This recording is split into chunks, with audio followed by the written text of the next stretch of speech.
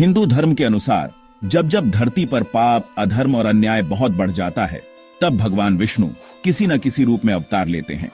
अब तक उनके 9 अवतार हो चुके हैं और उनका 10वां अवतार कल्कि अवतार होगा, जो कलयुग के अंत में होगा।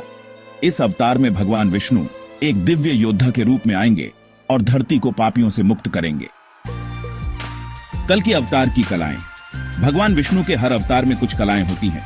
कला का मतलब होता है कोई दिव्य शक्ति, गुण या विशेषता जो भगवान के अंदर होती है। जैसे भगवान श्री कृष्ण 16 कलाओं से युक्त थे, वहीं भगवान राम 12 कलाओं से। भगवान कल्कि के बारे में शास्त्रों में बताया गया है कि वे 64 कलाओं के साथ जन्म लेंगे। 64 कलाएं क्या होती हैं? ये कलाएं वह दिव्य शक्तियां हैं जिनसे भगवान किसी भी असंभव कार्य को संभव बना सकते हैं। इनमें प्रमुख कलाएं होती हैं युद्ध विद्या, यानी सभी अस्त्र शस्त्रों का ज्ञान, राजनीति और धर्म का संतुलन, समय और भविष्य का ज्ञान, योग, ध्यान और तप की शक्ति, लोगों के मन को पढ़ने की क्षमता, चमत्कार करने की शक्ति, संपूर्ण ब्रह्मांड का ज्ञान, नीति और न्याय की समझ और संसार को धर्म के मार्ग पर लाने की क्षमता। इन 64 कलाओं के साथ भगवान कल्कि न केवल एक महान योद्धा होंगे, बल्कि एक आदर्श राजा, गुरु और मार्गदर्शक भी होंगे। कल्कि अवतार का उद्देश्य।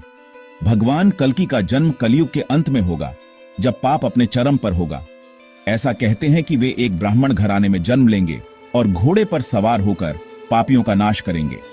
उनका उद्देश्य होगा अधर्म और अन्याय को खत्म करना, संसार में फिर से धर्म की स्थापना करना और सतयुग की शुरुआत करना। निष्कर्ष।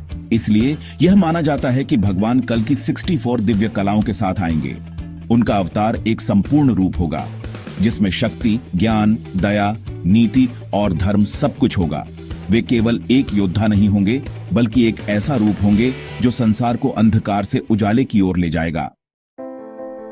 भविष्य में जब संसार पूरी तरह से पाप में डूब जाएगा, तब यही 64 कलाएं ही भगवान को हर बुराई से लड़ने में सक्षम बनाएंगी। यही कारण है कि उनका अवतार अंतिम लेकिन सबसे पूर्ण और शक्तिशाली माना जाता है।